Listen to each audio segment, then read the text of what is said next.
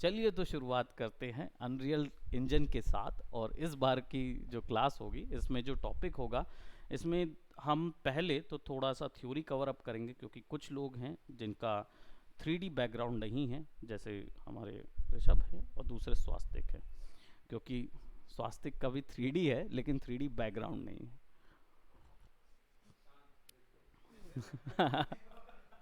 है ना? तो हमें उस बैकग्राउंड को क्रिएट करना होगा। और खासकर अनरियल के लिए अगर हम लोग ऐसे बात करें, so we need to, I understand. उसमें था ना आई अंडरस्टैंड, तो I said I understand. Okay, so lights एक प्रोसेस होती है, जिस इस प्रोसेस को आप समझें, what is baking inside of games और हर एक चीज़ के लिए जो बेकिंग है। What is baking? बेकिंग क्या होती है? बेकिंग का मतलब होता है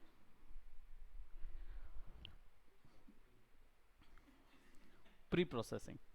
मेरे हिसाब से I would say it's a pre process. इसका मतलब होता है कि आप कोई भी कैलकुलेशन को एक बार पहले ही कंप्लीट कर लेते हैं और फिर अपने वर्क में यूज़ करते हैं, तो रन टाइम वैल्यू चेंज नहीं होता है। बेकिंग के अंदर रन टाइम वैल्यू चेंज नहीं होती है। सो ये कब यूज़ किया जाता है? ये तब के लिए यूज़ किया जाता है जब आपका ऑब्जेक्ट, मान लीजिए एक स्टैटिक है, स्टैटिक ऑब्जेक्ट है, इसका मतलब उसमें कोई वैल्यू बदल नहीं रही है, तब आपको उन चीज़ों के लिए बेकिंग यूज़ करनी होती है। ठीक है। अब 3D के अंदर कौन कौन सी वैल्यूज़ बेक होती है? तो इसके अंदर आपकी लाइट वैल्यूज़ बेक होती हैं। ठीक है। इसका मेन यूज़ क्या चीज़ के लिए होता है Nitish? What do you think baking का यूज़, सबसे बेस्ट यूज़ क्या होगा?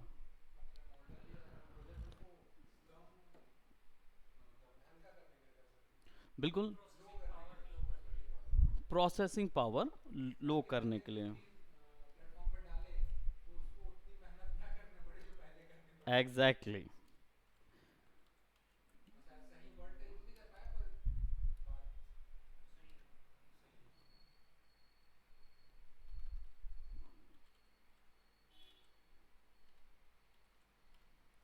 Processing conservation.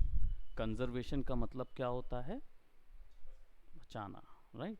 तो प्रोसेसिंग को बचाने के लिए यूज़ किया जाता है। कौन कौन सी वैल्यूज़ होती है? तो lights and shadows values bake होती हैं, यानी कि आपका रिफ्लेक्शन, आपका रिफ्रैक्शन, आपका शेडर, आपकी लाइट्स, आपकी शेडोज़, आपकी हर वैल्यू बेक की जा सकती है टेक्सचर के ऊपर, मतलब यानी कि आपके ऑब्जेक्ट के ऊपर, ताकि जब आप कैमरा चेंज करें तो वो वैल्यूज़ अपडेट नहीं होंगी, लेकिन वो वैल्यूज़ क्या बोलते हैं, एक टेक्सचर के रूप में वहाँ दिखती रहेगी। तो ऑब्जेक्ट रियल ज़रूर नज़र आएगा, लेकिन उसकी वैल्यूज़ अपडेट नहीं हो रही होंगी उसके अंदर। ठीक है। तो इससे क्या है, प्रोसेस बच जाती है। तो ये उन जगहों के लिए होती है जहाँ पे आप बेसिकली डिस्टेंस सेक्शन पे पानी दिखा रहे होते हैं। अगर आपका कैरेक्टर पानी के ऊपर खड़ा होता है तो डेफिनेटली आपको रिफ्लेक्शन दिखाना पड़ेगा कैरेक्टर का, और वो थोड़ा सा ज़्यादा बड़ी प्रोसेसिंग है। लेकिन अगर आपका मैप के अंदर एक बाउंड्री है और उस बाउंड्री के बाहर आप कोई चीज़ दिखा रहे हैं जहाँ पे कैरेक्टर पहुँच नहीं सकता, तो वो एक सर्टेन पोजीशन से ही उसको देख पाएगा। ऐसी डिस्टेंस प्रॉपर्टी में आप दिखा सकते हो बेकिंग। तब वहाँ पे रिफ्रैक्शन, रिफ्लेक्शन सब कुछ बेक होके रखा रहेगा। तो कैमरे से आप चाहे लेफ्ट होंगे, राइट होंगे, उसका वो इमेज रिफ्लेक्शन की चेंज नहीं होगी। नहीं दिया जाता है। अगर प्रोसेसिंग आप चाहते हैं गेम में, होता ही है कि जब गेम बनाया जाता है तो एवरेज कंप्यूटर जो होता है वो कितने कोर्स का होगा? ज़्यादा से ज़्यादा आप i5 यूज़ करते होंगे हाईएस्ट, अगर कोई, सीधी सी बात है तो बिल्कुल करेक्ट है। तो उन्हीं को देख के ये चीज़ बनाया जाता है। दूसरा होता है एनिमेशन। एनिमेशन भी बेक होता है। अब एक बहुत अनरियल की लैंग्वेज में, या फिर सारे गेमिंग वर्ल्ड, इंजन वर्ल्ड जितने होते हैं ना, हम ऐसा बोलें, और 3D वर्ल्ड में भी जब टेक्निकल जाते हैं ना, तो एक बात बोली जाती है। आपने ये टर्म बहुत सुना होगा, पोर्टल में बोला जाता था, अ cake is a lie. A cake is a lie. Portal game में बोला जाता था, सुने हो ये? नहीं सुने? इनोवेंडो था केक इज अ लाई। हाँ, एक रोबोट रहता है, वो एक्चुअली क्या बोलता है कि जब भी आप स्टेज पार करोगे तो एक केक मिलेगा, और वो कभी नहीं मिलता पूरे गेम। आप पूरे गेम में ना वो केक के लिए भागते रहते और नहीं मिलता आखिरी में। वो स्टोरी अलग है, वो स्टोरी अलग है, केस अलग है। तो केक इज़ अ लाई। वैसे ही 3D वर्ल्ड में भी और गेमिंग वर्ल्ड में भी, या अनरियल इंजन्स जितने भी वर्ल्ड है इनमें बोला जाता है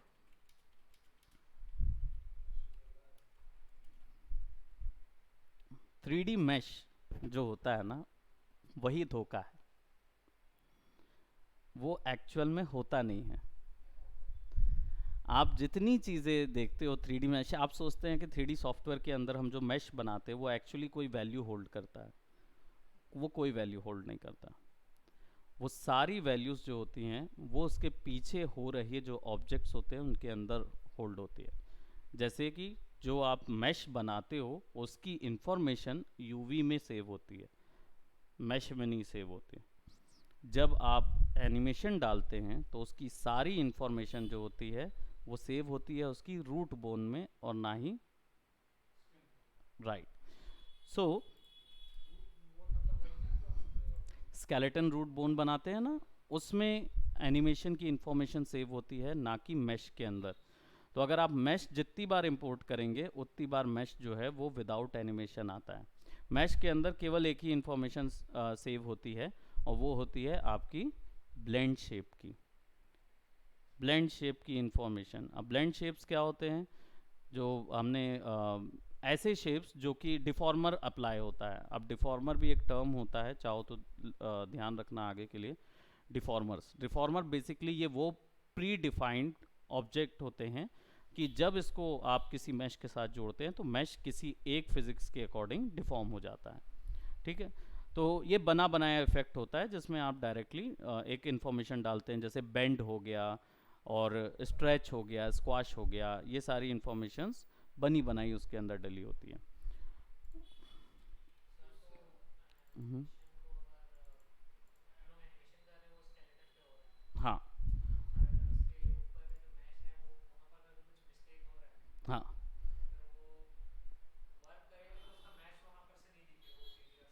वो दोनों मैश में अगर मान लो 3D में वो दिख रहा है बराबर से, और इसको अनरियल में आप ले जा रहे हो, तो ये सारी इंफॉर्मेशन मैश से ट्रांसफ़र नहीं होगी, ये सारी इंफॉर्मेशन ट्रांसफ़र होगी रूट से, बोन से। स्केलेटन रूट कैसा दिखता है मैं दिखा देता हूँ सो दैट। डिफॉर्मर बता रहा था, डिफॉर्मर इंफॉर्मेशन मैश के अंदर रहती है। तो जब मैश को आप एक्सपोर्ट करते हो ना, तो अगर उसमें डिफॉर्मर का एनिमेशन हुआ रहता है तभी वो यूज़ दिखाई देगा वहाँ, अदरवाइज मैश स्टैटिक मैश के रूप में वहाँ पे अवेलेबल रहेगा। हमें रूट बोन का एनिमेशन वहाँ पे पुट करना होता है। ठीक है, अगर पुट करना है तो हमको रूट बोन का एनिमेशन वहाँ पे, रूट का बोन का पूरा रूट एक्सपोर्ट करना पड़ता है एफ के लिए। तो ये हाँ हाँ, उसी के लिए बेक करना पड़ता है, एनिमेशन बेकिंग। हाँ हाँ।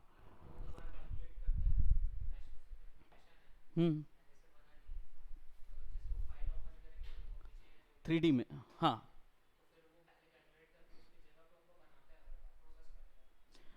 नहीं देखो, क्या होता है कि आपने ओबीजे बनाया या एफ बनाया तो ऑटोमेटिकली आपने मैश इंफॉर्मेशन बेक कर दिया, बेक कर दिया, वो यूवी के थ्रू बेक हो गया वो इंफॉर्मेशन, तो वहाँ पे दिखेगा हमेशा। 3D सॉफ्टवेयर में भी डालेंगे तो जाएगा, लेकिन अगर हर चीज़ मैश के अंदर होती है तो वो नहीं है। यानी ये हम किस चीज़ के लिए बात कर रहे हैं? अगर आपको ऑब्जेक्ट के अंदर की वैल्यूज़ एक्सेस करनी है तो हम हर बार मैश को टारगेट करके कोडिंग करेंगे तो नहीं होगा, राइट। हमें कोडिंग किस चीज़ के लिए करना होगा? इनमें स्पेसिफिक सेक्शंस होते हैं, है ना। तो यूवी इंफॉर्मेशन जब भी हमको एक्सेस करनी होगी, मतलब हमें मैश को एक्सेस करना होगा ना, तो हम यूवी इंफॉर्मेशन पे हिट करने की सोचेंगे। ठीक है, इसी में क्या होगा, वर्टेक्स की और एजेस की इंफॉर्मेशन होती है जिसके मिलके फेसेस बन जाएगा। ये तब के लिए जब स्क्रैच से क्रिएट कर रहे हैं कोई चीज़, तो उसके लिए यूवी इंफॉर्मेशन हिट करनी होगी। अगर हमें इसमें से एनिमेशन की वैल्यू निकालनी होगी तो हमें फिर क्या करना होगा, स्केलेटल इंफॉर्मेशन चाहिए होगा, जो कि कहाँ पे मिलती है, रूट बोन पे मिलती है। रूट बोन क्या होता है, जब हम माया में जाके इस वर्क के लिए हम माया को टारगेट कर रहे हैं और हमारे पास कैरेक्टर है फाइल माया की, नहीं कोई आया ही नहीं था। तुम आए थे, रूपम तो अटेंड नहीं कर रहा ना। अरे मैं गया था बाहर, तो रूपम मलिक चला गया था, और तुम पहले ही चले गए थे। नहीं उस समय कुछ कारणवश ना क्लास डिले हुई थी, तो मैं, हाँ वो डेमो आ गया था, डेमो आ गया था तो क्लास डिले हो गई थी।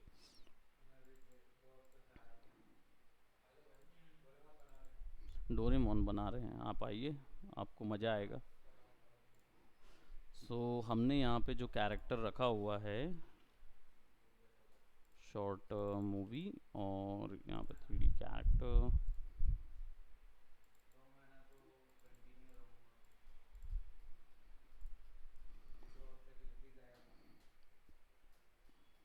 अच्छी बात है। देखो ये मैश हो गया, मैश के अंदर केवल यूवी इंफॉर्मेशन होगी और कोई इंफॉर्मेशन इफेक्ट नहीं होगी, ठीक है। सो अगर इनके अंदर पे कोई ब्लेंड शेप डिफॉर्मर लग रहा है, तो डिफॉर्मर कुछ इस टाइप के होते हैं। यहाँ पे बहुत सारे डिफॉर्मर हैं, हम इसमें से कोई एक ट्विस्ट वाला डिफॉर्मर ले रहे हैं, ठीक है। और ज्योमेट्री में डिफॉर्म करने के लिए ये डिफॉर्मर लगाए दिए। लेकिन आप जब इसको बेक करोगे, यानी कि जब यहाँ से एक्सपोर्ट करोगे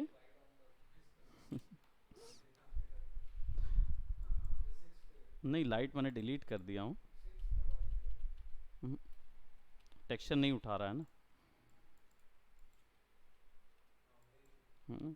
वो क्योंकि हाँ टेक्सचर नहीं उठा रहा। सो कैरेक्टर यहाँ पे एनिमेटेड है,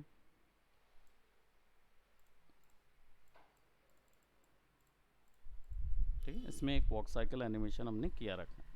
अब क्या करोगे, यहाँ पे इसके अंदर से ज्योमेट्री अगर बाहर निकालनी है, ठीक है, तो ज्योमेट्री को सेलेक्ट करोगे आप यहाँ पे नॉब्स के अंदर पे, यहाँ पे बहुत सारी वैल्यूज़ मिलेंगी,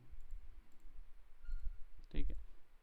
और कंस्ट्रेंट्स जो हैं, अगर आप ऐसे करके कोई ज्योमेट्री निकाल रहे होगे ना, जो खासकर प्रॉब्लम आ रही थी आपको, तो क्या होता है, अपन केवल मैश इंफॉर्मेशन निकालते हैं लेकिन स्केलेटन इंफॉर्मेशन नहीं निकालते हैं। स्केलेटन इंफॉर्मेशन के लिए दो तीन चीज़ें लगेंगी, ये दो तीन सॉफ्टवेयर आप अपने साथ रखिए जो आपको हेल्प करेंगे। उनमें से एक सॉफ्टवेयर आपके पास है ऑटोडेस्क का FBX एक्सपो व्यूअर,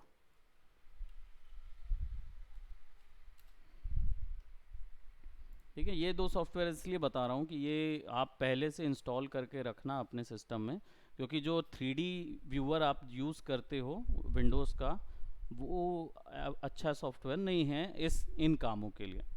तो आपको OBJ और ये सब चीज़ों के बजाय आपको डाउनलोड कर लेते हैं, ये दो तीन सॉफ्टवेयर आप पहले से करके रखना ताकि आपका वर्किंग, हाँ हाँ ऑटोडेस्क का फ्री है।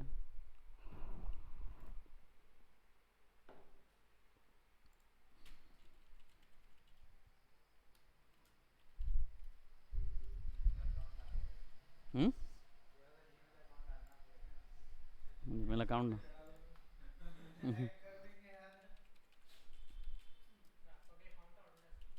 हाँ हाँ, हम सब जगह मिलेंगे, आप चिंता मत करिए। नहीं नहीं हम सब जगह मिलेंगे क्यों ना, हम हर जगह मिलेगा आपको, लेकिन खरीदे नहीं हम, फ्री ऑफ कॉस्ट हम सब जगह घूमते रहते।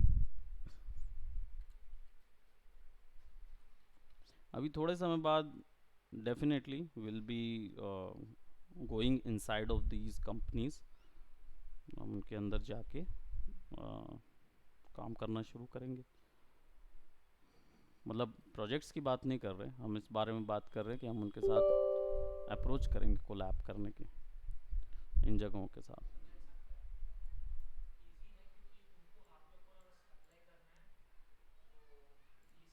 हाँ, अभी क्या है कि ये जो है ना, ये ओपन फॉर ऑल यूनिवर्सिटीज़ हो गया है। तो मतलब अगर आप छोटी भी यूनिवर्सिटी हैं तो आप उनके साथ कोलैब कर सकते हैं। ऑटोडेस्क का तो इनसे कोलैब का आ भी चुका था, 25,000 मांग रहा था 1 साल का, 25,000। लेकिन क्या है, ये था कि आप लोग को सर्टिफिकेशन मिल जाता 2500 रुपये में, ऑटोडेस्क का सर्टिफाइड सर्टिफिकेट। मैं बोला था, लेकिन वो बोल रहे थे कि उस समय मैंने थोड़ा सर्वे किया था, तो यहाँ पे तुम तो थे नहीं, लेकिन बाकी लोग जो थे वो विलिंगली नहीं थे ना कि सर्टिफिकेट। अब वो ऑटोडेस्क का सर्टिफिकेट था, मैं बोला था, मैं सोचा कि मैं भी करवा लूँ। 10 जन चाहिए ही ये रहते हैं ना, अब उनका ऐसा रहता है कि सर का हमारे थोड़ा सा ये रहता है ना कि भाई मैं लगा रहा हूँ 25,000 रुपये, तो मेरे को 25 नहीं 50 मिले तब तो फिर। 35 तो मिल 35 भी नहीं मिला ना, तो फिर गड़बड़ हो जाता। ठीक है, F B X viewer download करके रखो। इससे क्या होगा, आप ना ज्योमेट्री को एक्चुअल फॉर्म में देख पाओगे। अभी क्या होता है यहाँ पे, जब ऑन करते हैं 3D व्यूअर में, तो ये मैश ज्योमेट्री दिखाता है, ठीक है, लेकिन वो भी ओबीजे या वो वाली फाइल बताता है। एफ बी एक्स फाइल में अगर एनिमेशन डाला होगा ना, 3D व्यूअर में ओपन करके देखते हैं, ये देखो क्या आ गया। अब क्या ओपन विथ में एफ बी एक्स रिव्यू करेंगे, है वो वहीं दिख रहा। वो देखो, तो ये व्यूअर ज़्यादा बेटर है कंपैरेटिवली, और प्ले करके एनिमेशन भी देख सकते हैं। है ना, कर्व चलेगा ना, ठीक है।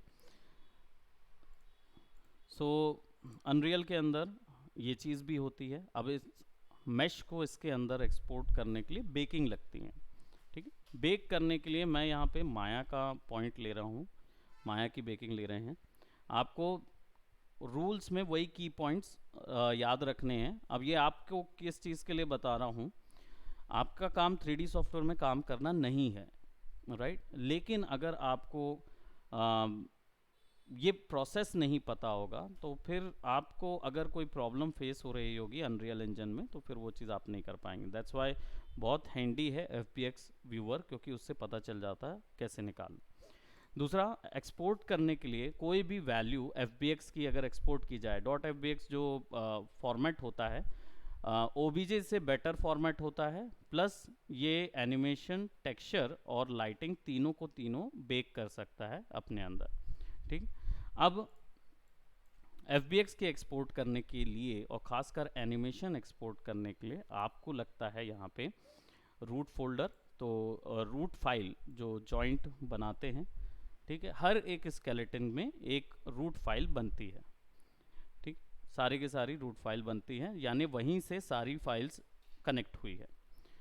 और स्केलेटन्स के विषय में बता दूं, ये मैश नहीं होते हैं, बट ये वो ऑब्जेक्ट्स होते हैं जो कि मैश को इफ़ेक्ट करते हैं, इन्फ्लुएंस करते हैं। एक टर्म होता है इन्फ्लुएंस, इसका मतलब होता है प्रभावित करना, यानी उनका एरिया ऑफ इफेक्ट वहाँ पे अप्लाई होता है, ठीक है, स्केलेटन में। अब स्केलेटन मैश को कैसे कंट्रोल करता है, तो इसके पीछे में एक और प्रोसेस होती है। कौन सी इंफॉर्मेशन होती है, किस प्रकार आपका क्या बोलते हैं स्केलेटन जो होता है वो मैश को इफेक्ट करता है, कौन सी प्रॉपर्टी से इफेक्ट करता है वो, स्किनिंग से। इसको क्या बोलते हैं, टेक्निकल टर्म है स्किन बाइंड। स्किन बाइंडिंग से मैश जो है वो इन्फ्लुएंस होता है। ये स्किन बाइंड सेव होता है रूट फोल्डर के, आई मीन रूट बोन के अंदर, तभी आपका मैश जो है वो डिफॉर्म हो सकता है। बोन के अंदर ये चीज़ जानना ज़रूरी होता है कि बोन के अंदर क्या क्या इंफॉर्मेशन होती है। इसके अंदर एनवलप होता है, ठीक है। एनवलप क्या करता है, किसी भी मैक्स, माया, ब्लेंडर, किसी भी 3D सॉफ्टवेयर्स में अगर आप जब बोन करेंगे, खासकर अनरियल में भी जब हम लोग स्कैनिंग करेंगे, तो ये हमें एनवलप मिलेगा। एनवलप क्या करता है, बेसिकली आपके बोन्स को इफेक्ट करता है, ठीक है, बोन को। इसके अंदर हीट मैप भी होता है, हीट मैप इन्फो भी होता है। टर्म एनवलप है वो जो आप देखते हो ना, कैप्सूल बनी हुई आती है बोन के चारों ओर, उसको एनवलप बोलते हैं। वो टर्म जो है, वो टर्म एक्चुअली क्यों है, वो हीट मैप के अकॉर्डिंग क्या करता है, हीट मैप में के अकॉर्डिंग स्किन को इन्फ्लुएंस करता है, मैश को इन्फ्लुएंस करता है।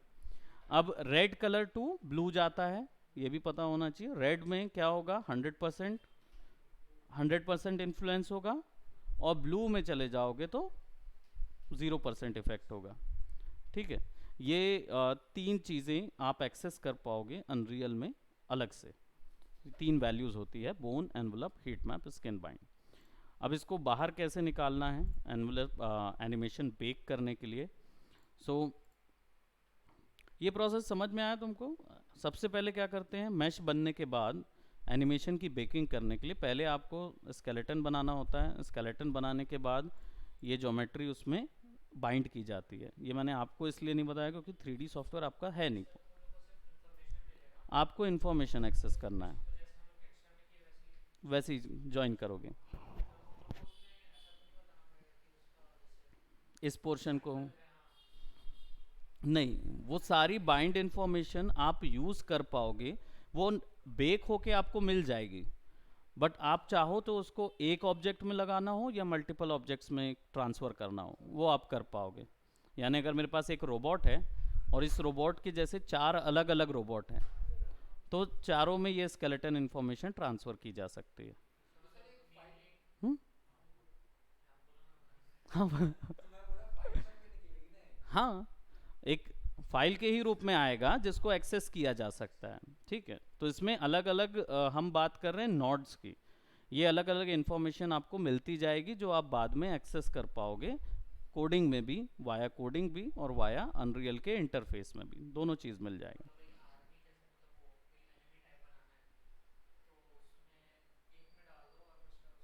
कॉपी कर दो, दैट मीन्स क्या होगा कि मान लो एक, है ना, क्राउड सिमुलेशन के लिए भी, और दूसरा चीज़ कैरेक्टर कस्टमाइजेशन में यूज़ होता है, कस्टम कैरेक्टर्स में यूज़ कर सकते हो। यानी कि आपने भाई हर कैरेक्टर का साइज़ एंड शेप अलग होगा, है ना, और उनको दौड़ाना है, लेकिन दौड़ेंगे सब सिमिलर तरीके से। एक डॉर्फ है, एक मिजेट डॉर्फ है हमारे पास, बोना, और वो उसके जैसे 4 वेरिएशन वाले बोने हैं हमारे पास, एक रोबोट है, एक वो है। हर किसी में स्किनिंग करके अगर एनिमेट करते रहे तो बहुत ज़्यादा मुश्किल हो जाएगा। हम्म, यहीं पे एक खेल है, क्या चीज़ का, बेस मैश जो होता है वो सबका सेम होता है, बेस मैश सबका सेम होता है। इसलिए मैंने आपको क्यों बताया, एक मैश, मैश के अंदर 2 वैल्यूज़ ही बस जा सकती है। हम्म, होना चाहिए। बेस मैश क्या होता है,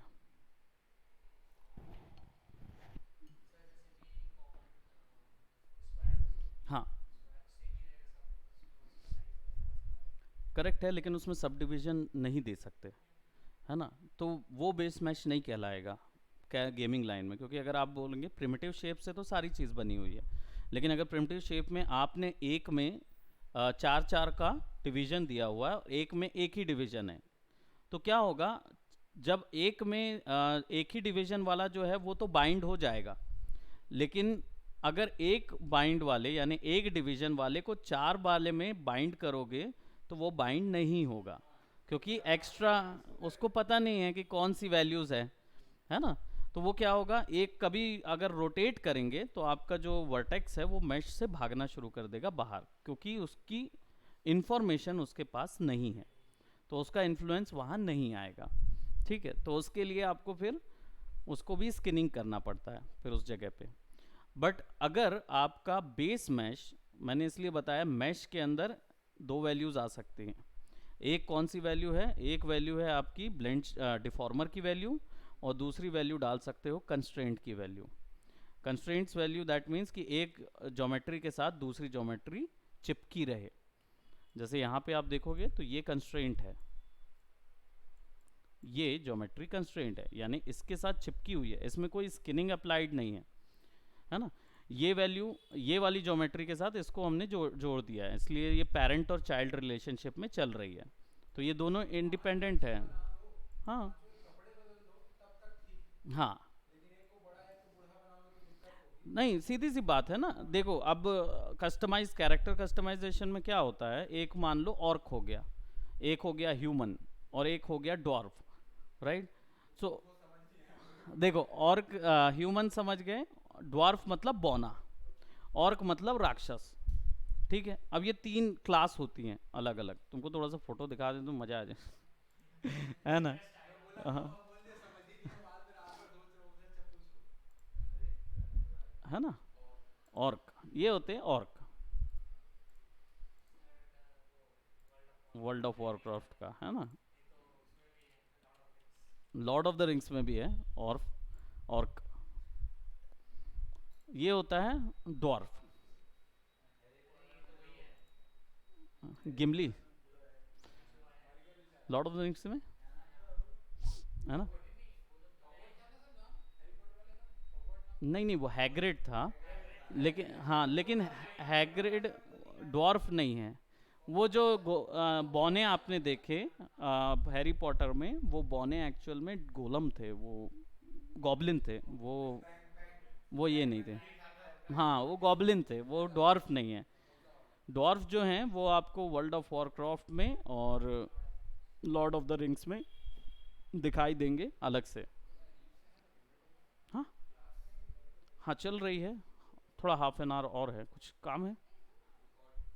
रिकॉर्डिंग करना है तो 6:30 से करते हैं अपन, 6:30 से करते हैं रिकॉर्डिंग, है ना, कर लेंगे उसको। और ह्यूमन क्लास आपको पता ही है, ह्यूमंस। अब ये तीनों के साइज में बहुत डिफरेंस है, इवन डब्ल्यू में भी डॉर्फ है, वर्ल्ड ऑफ वॉरक्राफ्ट में भी डॉर्फ है, डॉर्विन क्लास है, वो अलग से नज़र आती, तो साइज डिफरेंस दोनों में अलग है। ऊपर से एल्फ भी हैं उसमें। अब क्या होता है, सबके बॉडी में डिफरेंस है, लेकिन एल्फ में ही 50 वेरिएशन आएंगे, ऑर्क में भी 50 वेरिएशन आएंगे। तो अब जैसे ये ऑर्क है, इसके अंदर पे उन लोग को बाल भी डालने पड़े, ये भी डालना पड़ा। और ये वाला ऑर्क है वो बिल्कुल डिफरेंट है, यहाँ पे शोल्डर है, शोल्डर पैड और ये सब चीज़ें। तो अगर हम स्किन बाइंडिंग करेंगे, सबकी सबकी स्किन बाइंड करेंगे, तो सबको अलग अलग करना पड़ेगा। बट अगर देखो तो ये बेस मैश है, टकला वाला ऑर्क, ये बेस मैश होता है ना। यही कैरेक्टर इसी में भी कॉपी किया जा सकता है। तो उनकी जितनी, ये जितनी भी है, ये जितनी वैल्यूज हैं सबकी सिमिलर रहेंगी, यानी इनका मैश इंफॉर्मेशन, इनके सब डिविजन्स, इनकी डिटेल्स सब कुछ सेम रहेगी, बस बाल, इनकी एसेसरीज वो बदलेगी। तो जब ये वैल्यू जो रहेगी, ये वैल्यू बेस हो जाएगी, इसको बेस मैश बोलेंगे, और बाकी जितना भी एक्स्ट्रा है वो एसेसरीज में आ जाता है। बिल्कुल, अगर आप ऐसा प्रोसेस देना चाहते हो हेयर्स के अंदर तो एनिमेट कर सकते हो उसको वहाँ पे। राइट, इसमें एक चीज़ ध्यान रखना कि हेयर्स में हम hairs as a dynamic hair use नहीं करते हैं। वो डायनेमिक यूज़ करेंगे तो हम वो तो गेम ही ब्रेक कर देंगे फिर, क्योंकि वो वैल्यू बहुत हैवी वैल्यू हो जाती है। तो आप ऐसे समय पे फिर क्या करते हैं, अल्फ़ा मैप की मैपिंग यूज़ करते हैं। खैर वो एक डिफरेंट टर्म है, इसके अंदर भी डायनेमिक्स बनते हैं, हमारे इसके अनरियल के अंदर भी डायनेमिक्स हम बना सकते हैं।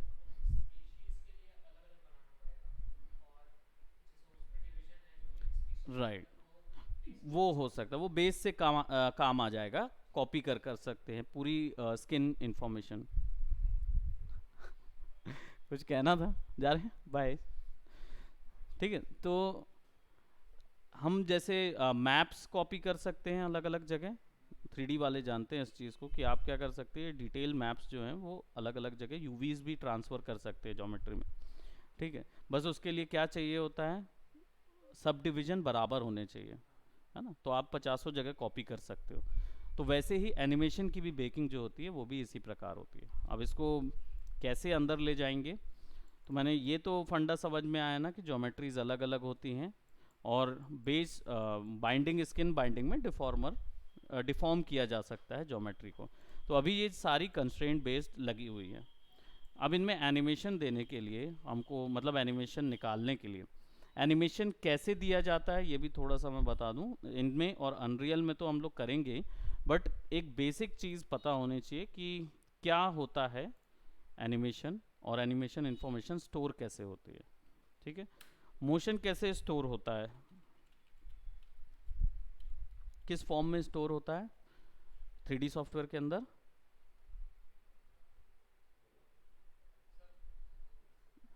है आइडिया है, बोलो।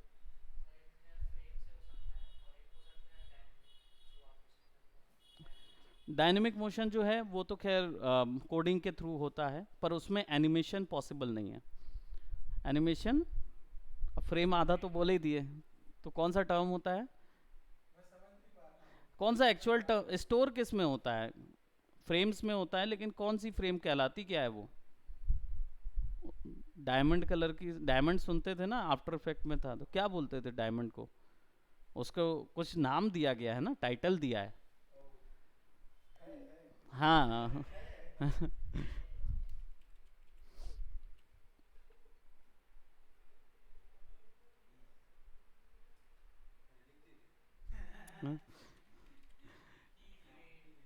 की फ्रेम बोलते हैं उसको, है ना, कीज। एक पॉइंट था, लेकिन की फ्रेम के फॉर्म में स्टोर होता है वो टाइमलाइन पे।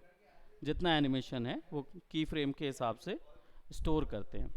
अब आज ही एनिमेशन की, हाँ, 2D की है, पर वही है ना, टेक्निकल टर्म मिस हो जाता है। और ये क्यों याद रखना है यहाँ पे टेक्निकल टर्म, क्योंकि अनरियल में टेक्निकल टर्म ही समझता है, या दो सॉफ्टवेयर के बीच में अगर कम्युनिकेशन कराना है ना, तो टेक्निकल टर्म बहुत ज़रूरी है, पता होने चाहिए, नहीं तो हम आगे क्या थ्रो कर देंगे हमें आइडिया नहीं। अब एनिमेशन पहली चीज़ की फ्रेम के तौर पे सेव होते हैं। कौन कौन सी वैल्यूज जाती हैं इसमें, TR,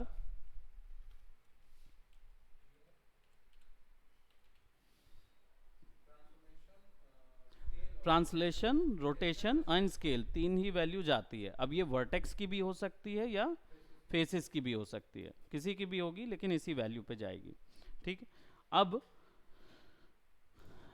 यहाँ पे ये टाइमलाइन पैनल पे तो स्टोर होती है। ठीक है, एक टाइमलाइन पैनल पे ही ये सारी चीज़ स्टोर होती है, तो जहाँ पे भी टाइमलाइन पैनल आप देखो वहाँ पे इसको समझ लो ये है।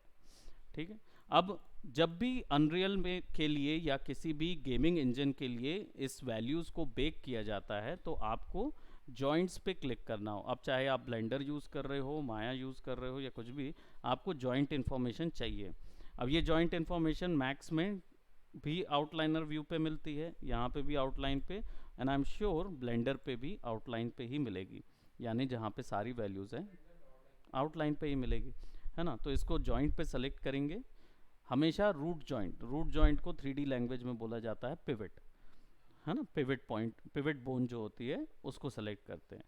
अब इसके बाद यहाँ से माया में ये दो ऑप्शंस हैं, FBX के साथ दो ऑप्शंस आते हैं अभी के अभी, एक होता है गेम एक्सपोर्टर, ठीक है, और एक होता है एक्सपोर्ट सिलेक्शन, जो कि सब में अवेलेबल होता है ना, गेम एक्सपोर्टर। ये मिलेगी भी नहीं, जब तक यूनिटी और अनरियल स्टोर नहीं होगा तब तक ये प्लगइन नहीं मिलती है। ऐसे ही जितने भी नए सॉफ्टवेयर्स हैं ना, सबके साथ ये एक कम्युनिकेशन आ रहा है, हुडनी का स्टोर नहीं होगा तो हुडनी का पैनल नहीं ओपन होता। है ना, सब है। ये है ना आफ्टर इफेक्ट्स लाइव लिंक। जब तक आफ्टर इफेक्ट में भी 3D व्यू पोर्ट मिल रहा है, लेकिन सॉफ्टवेयर में नहीं, विदाउट माया की प्लगइन वो मिलेगा नहीं 3D view port. Element 3D direct connect कर सकते हैं, उसके लिए मैच मूव के लिए। ठीक है।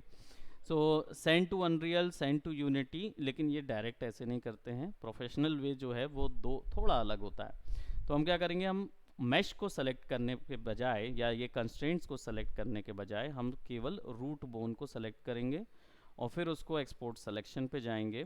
ये एफ एक्सपोर्ट जो है वो प्लगइन्स के अंदर आपको एफ टाइप करने पर मिलता है, प्लगइन मैनेजर के अंदर। ठीक है। हाँ, तो ये ऐसे अगर एफ ऑन नहीं होगा तो फिर आपको पता ही है कि आप विंडोज़ में जाके सेटिंग प्रेफरेंस प्लगइन मैनेजर और यहाँ से जाके आप एफ टाइप करोगे तो आपको game F exporter dot mll मिलेगा। इसको ऑन करना रहेगा। ठीक है, ये वाला नहीं, ये वाला। करेक्ट। इसके बाद आप एक्सपोर्ट सिलेक्शन पे जाएंगे और यहाँ पे हमारे पास OBJ ऑप्शन होता है, हर जगह पे सिमिलर है एफ एक्सपोर्ट। अब इसमें जानने की क्या ज़रूरत है, वो ये कि एफ फॉर्मेट क्या है, एनिमेशन होल्ड कर सकता है। तो जब आप इसमें अभी कोई वैल्यू नहीं दिखाई देगी, तो मैं इसको थोड़ा सा एक्सपोर्ट सिलेक्शन करता हूँ एंड डेस्कटॉप पे हम थोड़ा सा सेमिनार के अंदर हम यहाँ पे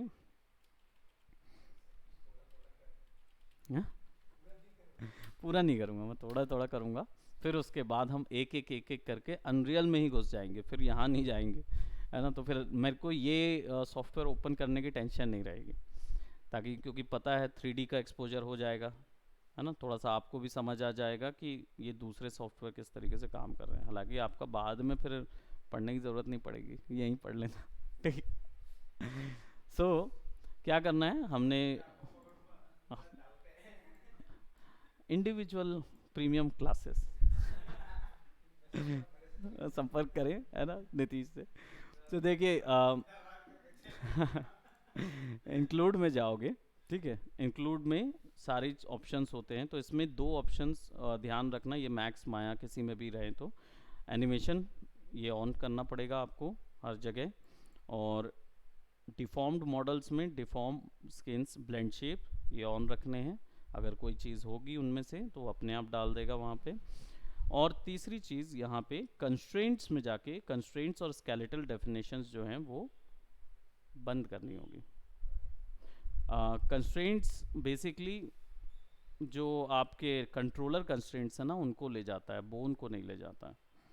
ठीक है, तो इसलिए स्केलेटल डेफिनेशंस और कंस्ट्रेंट बंद। स्केलेटल में क्या है, बोन भी दिखने लगेगी अंदर ज्योमेट्री के, उसका भी मैश बना देगा, वो नहीं चाहिए हमको। ठीक है। दूसरा आपका एम्बेड मीडिया में, तो एम्बेड मीडिया तो ऑन है, ऑफ है। लाइट्स नहीं चाहिए हैं क्योंकि आपको गेम के अंदर लाइट ऑलरेडी मिलेगा, तो लाइट्स ऑप्शन नहीं चाहिए रहेगा, कैमरा ऑप्शन नहीं चाहिए रहेगा। ठीक है। और इन्फॉर्मेशन तो सब वही है। आपको वर्जन पुराने वर्जन का कोई भी यूज़ कर सकते हो एफ अगर ऑप्शन दे रहा है तो 2013 का यूज़ करो एफ अदरवाइज़ नहीं दे रहा है तो कोई ज़रूरत नहीं है, आपको नॉर्मल जो बाय डिफ़ॉल्ट पुराना वर्जन जो चल रहा है उस पर चलेगा। इसके बाद यहाँ पे एक चीज़ और ध्यान में रखनी होती है कि हमारे पास डिफॉर्म्ड ऑब्जेक्ट जा रहा है, बेक एनिमेशन ऑन करके रखो, ताकि आप बता सकते हो यहाँ से ऑन करोगे बेक एनिमेशन, यानी कि कितने से कितनी फ्रेम तक का बेकिंग करना है। ठीक है। सो अब यहाँ पे मैं इसकी वैल्यू कर दूंगा, देखो 50 का है तो 50 ना करके या 50 कर देता हूँ मैं, जितने पे मेरा एनिमेशन हुआ है। तो मैंने जनरली सेट किया रहता है, तो प्रोबेबली सेट किया होगा, मैंने देखा नहीं, पर मेरी आदत है कि मैं एनिमेशन फ्रेम सेट कर देता हूँ। एनिमेशन ऑन करना है, ठीक है। ज्योमेट्री अपने आप ऑन रहेगी बाय डिफ़ॉल्ट। आपको क्या चीज़ नहीं करना है, कंस्ट्रेंट्स और स्केलेटल डेफिनेशंस टर्न ऑफ करना है। अगर ऑन है तो उसको ऑफ कर दो। ठीक है। कैमराज और लाइट्स नहीं चाहिए हैं, तो जो जो चीज़ नहीं चाहिए उनको ऑफ कर दो। यहाँ पे आपके पास लिप सिंक करने के लिए ऑडियो डाल के लिप सिंक होता है उसमें। हाँ, डिफॉल्ट मॉडल जो है वो ऑन रहेगा, बट अगर नहीं है तो ऑन कर दो। स्किन्स और ब्लेंड शेप, स्किनिंग अगर हुई है तो स्किन्स ऑन कर दो और ब्लेंड शेप, ठीक है। और 1 और 50, वैसे स्किन्स हमेशा ऑन रखो, अदरवाइज क्या है, स्किन बाइंडिंग वाला जितना चीज़ लगा होगा ना वो काम नहीं करेगा। सो अब 1 से 50 तक की फ्रेम हमको करनी है, ठीक है। बेक आप जितना दोगे उतने में आएगा। यहाँ पे हम CH002 और 003 नाम दे देते हैं। FBX एक्सपोर्ट सेलेक्ट करेंगे और देन एक्सपोर्ट सिलेक्शन करेंगे। अब क्या होगा, वो एक्सपोर्ट करेगा और यहाँ कुछ बताएगा कि कुछ दिक्कत है। 42 had a complex animation was export as a baked curve, ठीक है। तो अगर कोई कर्व इन्फॉर्मेशन या कुछ ऐसा गया होगा तो वो बता रहा है कि वो बेक्ड हो गया। हालांकि ये इग्नोर भी करो, कोई दिक्कत नहीं है, कोई ऐसा मेजर प्रॉब्लम नहीं है वो। हाँ, तुरंत हो जाता है।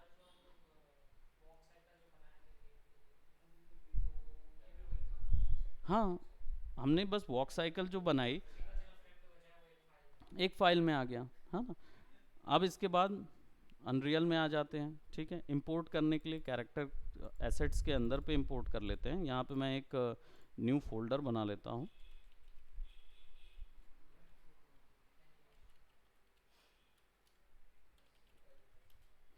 है ना।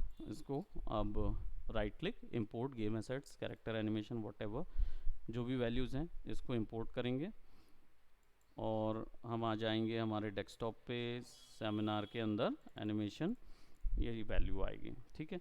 इसको ओपन करके देख सकते हो अगर चेक करना हो कि भाई ये बराबर आया है कि नहीं, तो डेस्कटॉप में सेमिनार एनिमेशन के अंदर बहुत एडवांस यूआई है, मज़ा आएगा तुमको। ये चीज़ दिखना चाहिए, ठीक है। अब ये चीज़ जब आप इसके अंदर ओपन करते हैं तो एक स्केल मैंने बताया ना, तो स्केल अपने को वहाँ भी बढ़ाना पड़ेगा, ठीक है। इट विल टेक दिस, अब ये सेक्शन आ जाता है इंपोर्ट करने के लिए। सो इंपोर्ट करते समय इंपोर्ट स्केलेटल मैश के तौर पे ही आएगा, मैं क्योंकि हमने वहाँ पे मैश, स्केलेटल मैश एक्सपोर्ट किया है, ठीक है। हमने ज्योमेट्री नहीं की है, बट ज्योमेट्री स्टिक रहती है तो उसके साथ आता है। अभी फ़िलहाल जो है यहाँ पे स्केलेटन दिखा रहा है, ठीक है। और मैश जो है वो स्केलेटन का मैश बता रहा है, आपके ऑब्जेक्ट का मैश नहीं है ये, बट उसके अंदर स्केलेटल मैश इंफॉर्मेशन स्टोर्ड है। यानी आपका जो ब्लेंड शेप कैरेक्टर जो बनाए हो ना वो स्टोर्ड है इसी के अंदर। तो इसलिए सारी इंफॉर्मेशन मैश के अंदर नहीं होती है, बोन्स के अंदर होती है, एनिमेशन से रिलेटेड हर एक चीज़। अब यहाँ पे क्या क्या चीज़ करना है, तो स्केलेटल मैश और इंपोर्ट मैश अगर ये ऑफ कर दोगे ना तो केवल बोन और इंफॉर्मेशन बस अंदर आएगी, मैश नहीं आएगा, ठीक है। यानी कि जो रोबोट का मैश है वो अंदर नहीं आएगा। तो इन दोनों को ऑन करके रखना है। एडवांस ऑप्शन में क्रिएट फिजिक्स एसेट ऑन रखना है क्योंकि फिजिक्स अप्लाई होगी उसके अंदर, तो उसको ऑन रखना है, ठीक है। ये जो इन्फॉर्मेशन है वर्टेक्स ओवरराइड कलर, ये इसको ऐसा समझिए कि ये एक्चुअल में आपके कलर से रिलेटेड है, मैश के कलरिंग से रिलेटेड होता है। तो जब आपको इसका ना बहुत जगह यूज़ होता है, रिगिंग में भी यूज़ करते हैं, कलरिंग में भी यूज़ करते हैं, और क्या बोलते हैं, मतलब आप ये भी कर सकते हो कि केवल कलर मैप के थ्रू अपने स्केलेटन से ज्योमेट्री को आपस में रिग कर सकते हो, यानी स्किन कर सकते हो, ठीक है, कलर मैप्स का यूज़ करके। तो इसलिए ये इन्फॉर्मेशन काफ़ी ज़रूरी होती है, इसको समझना। इन सारी वैल्यूज़ को, कोई डाउट?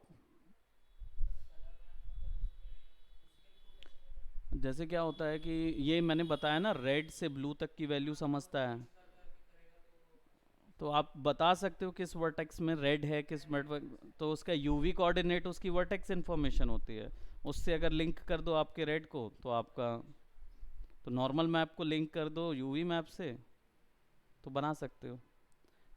इसलिए ये इन्फॉर्मेशंस काम आती हैं। अब ये इंटरफेस मिलेगा तब आप ज्वाइन कर पाओगे इसको, विदाउट उसके आप 3D सॉफ्टवेयर है, बनाओ उसमें है ना।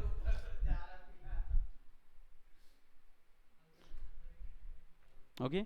सो यहाँ पे स्मूथिंग ग्रुप ऑन रखो, अगर आपने उसमें कोई स्मूथ वगैरह लगाया हुआ है तो ये चीज़ ऑन होना चाहिए।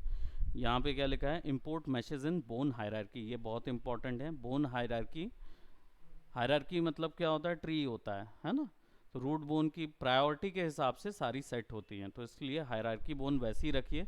इनमें चेंजेस की गई तो फिर आपका ज्योमेट्री में गड़बड़ आती है, वो एनिमेशन में प्रॉब्लम हो सकता है, क्योंकि हायरार्की सब कुछ एडजस्टेड होता है।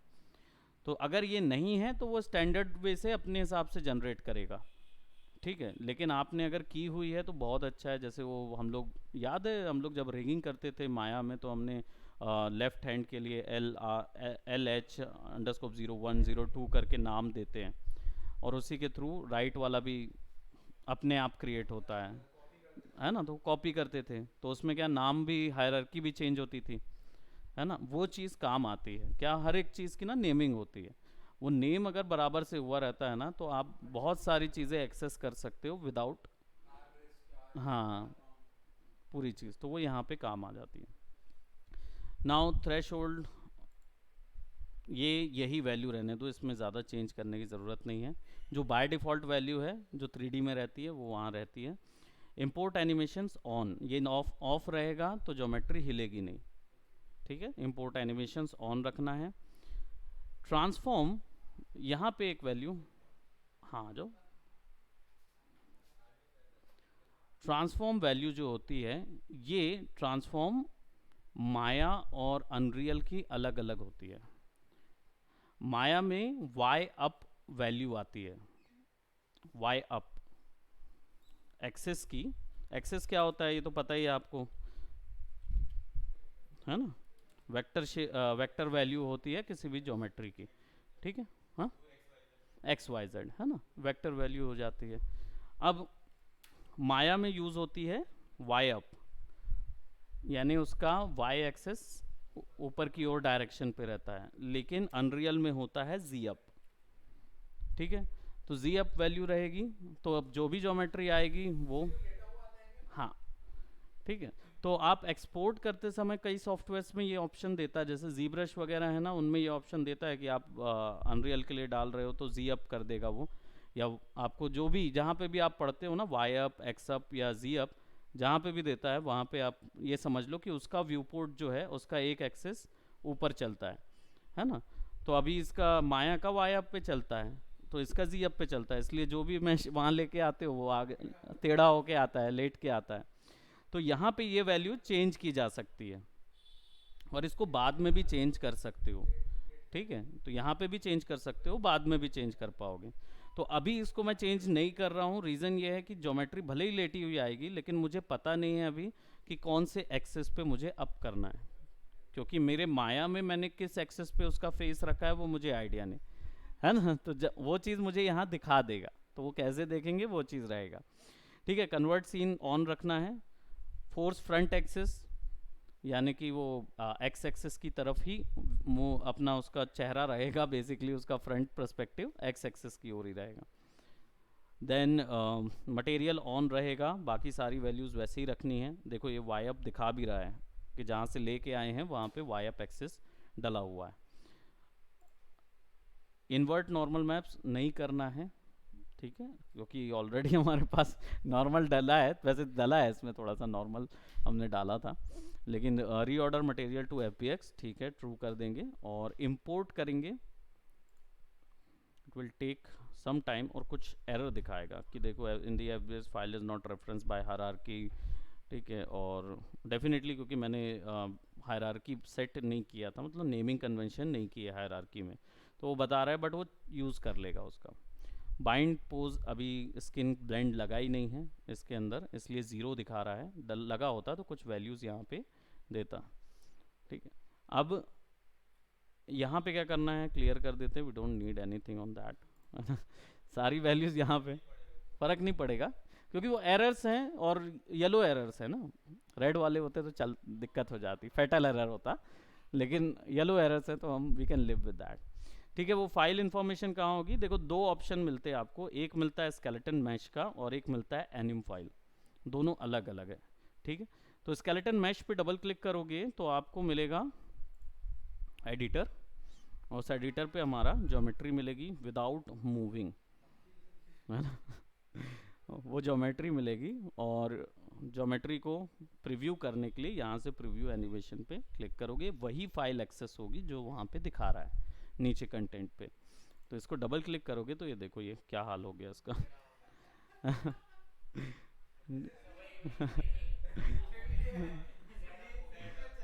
है ना, जेड अप हो गया।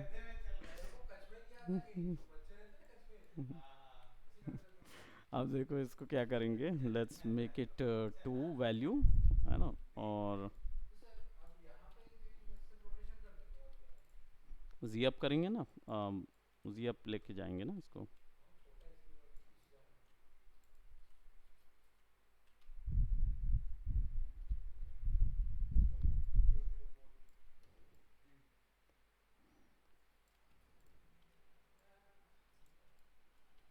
ठीक है, अब ये इसको जी अप करने के लिए क्या करना होगा, सीधा यहाँ पे टाइप करेंगे एसेट डिटेल्स के अंदर। एसेट डिटेल्स के अंदर वही वैल्यूज़ आएंगी जो हम लोगों ने इंपोर्ट करते हुए देखी थी पूरी की पूरी। अब यहाँ पे उनके ऑब्जेक्ट्स मिल जाएंगे, यानी कि अब आप इसको एक्चुअल टेक्निकल टर्म देख पाओगे कि क्या चीज़ वैल्यू है जो कि हम ब्लूप्रिंट में कॉल कर सकते हैं। हाँ, जी को 90 नहीं करेंगे, देखना पड़ेगा कि वो किस डायरेक्शन पे उठ रहा है। हाँ, उसको चेंज करके देखना पड़ेगा, और ये मिलेगा हमको ट्रांसफॉर्म वैल्यू के अंदर। तो यहाँ पे हमारे पास इंपोर्ट सेटिंग्स के अंदर ट्रांसफॉर्म है, और यहाँ पे देखना पड़ेगा कि ये किस डायरेक्शन पे जा रहा है। हुँ? नहीं, वो थोड़ा सा चेंज आता है। हाँ, जो वहाँ दे रहा था ना, वहाँ पे भी ट्रांसफॉर्म वैल्यू देता है, लेकिन आप बिना ज्योमेट्री देखे डिसाइड नहीं कर पाओगे ना कि कहाँ पे है।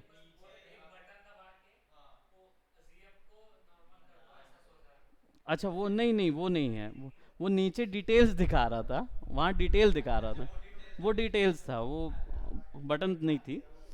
सो अभी यहाँ पे क्या है, देखो कौन से एक्सेस पे अप चाहिए, वो वाई अप दिखा रहा है, मतलब जेड अप ये है, लेकिन हमको रोटेट किस डायरेक्शन पे करना होगा, है ना। सो वाई डायरेक्शन पे 90 डिग्री करके देखो,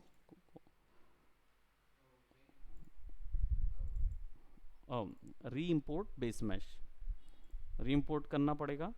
ठीक है, और विल सेव इट।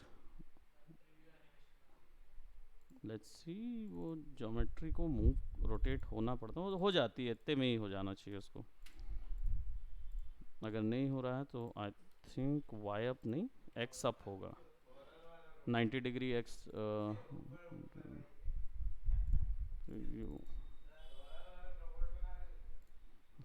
वैसे ही वाला कुछ बना रहा हूँ, है ना।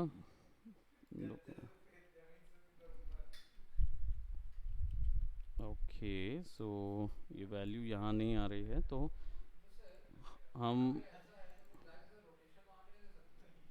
ये एनिमेशन एडिटर क्या नहीं दे सकते अपन कहीं पे भी उसको, वहाँ पे भी माया में करके पहले से वाई अप कर दोगे तो भी होगा। सिंपल 90 डिग्री किसी भी तरीके से कर दो, कोई दिक्कत नहीं है, लेकिन बस यहाँ पे मैं ये चाह रहा हूँ, ये वैल्यू करने से ज़्यादा फ़ायदा होता है। क्यों? क्योंकि अगर गेम के अंदर पे आप ये चीज़ करोगे तो गेम के अंदर ऑलवेज 90 प्लस रहेगा, मैश के अंदर 90 प्लस नहीं होगा। तो अगर आप कोई कोड से कोई चीज़ फिर करोगे तो वो 90 प्लस की वैल्यू को ध्यान में रख के आपको मैथमेटिक्स अप्लाई करना होगा। ठीक है, तो वो इसलिए क्या करते हैं, यहाँ से वैल्यू चेंज करते हैं।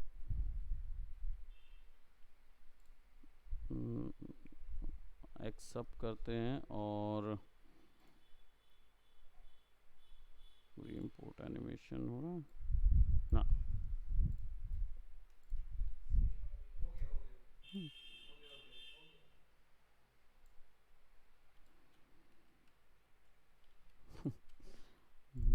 यहाँ से कैमरा वैल्यू कम करते हैं so that we can see हमारा ज्योमेट्री मैश।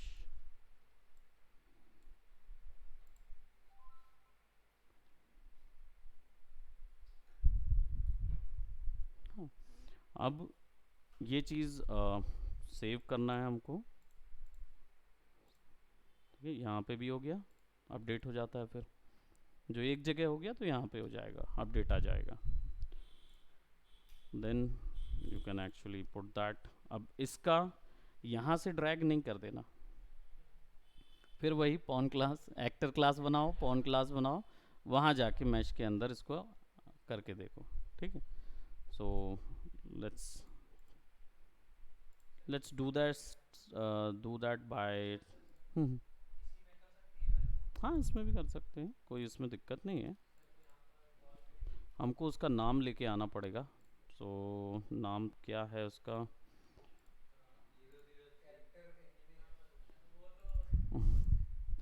CH003 है ना, मैश का, स्केलेटल मैश का, है ना।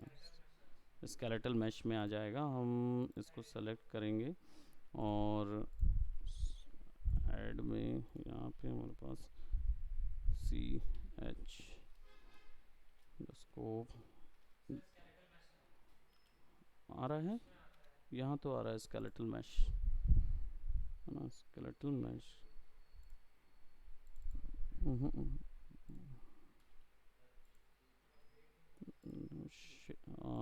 अपडेट तो होना चाहिए, उसको डायरेक्ट नाम दिखाना चाहिए।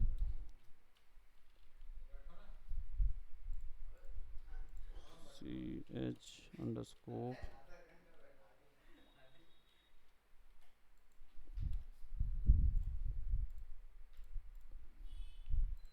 CH003 स्केलेटन मैश है, ये स्केलेटन है physics anim sequence to apply to that. CH_003 यहाँ पे अप्लाई करोगे तो ये यहाँ तो आएगा। ज्योमेट्री तो वहाँ आ रही है, वो वहाँ जाके फिक्स हो जाएगी एनिमेशन, पर वो उधर कॉल क्यों नहीं हो रहा? पॉन क्लास में डिफ़ॉल्ट इवेंट्स हैं, वेरिएबल्स है हमारे पास, ऐड में ही तो आता था ज्योमेट्री, नॉट वैल्यू में कन्वर्ट करने के लिए पॉन स्केलेटल मैश नहीं। हाँ, ऑब्जेक्ट को ढूंढ रहा हूँ मैं, स्केलेटल मैश को नहीं ढूंढ रहा हूँ। मैश तो है, पर मैश को फिर इंपोर्ट करना पड़ेगा ना। ओके, यहाँ से जो डला हुआ है फिर से ये, हाँ, यहाँ वैल्यू तो डली नहीं थी ना ट्रांसफॉर्म में।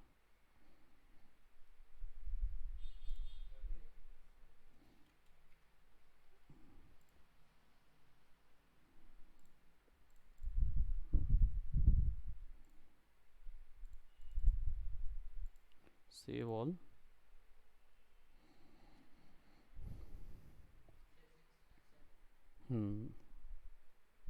Saving game.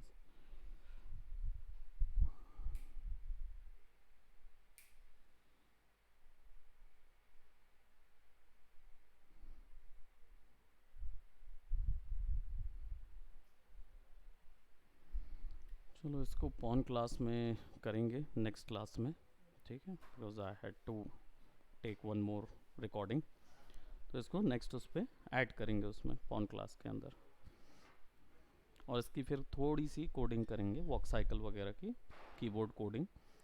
फिर उसके बाद आप लोगों को जो अभी तक हुआ उसका 2 असाइनमेंट आप लोगों को बनाने होंगे।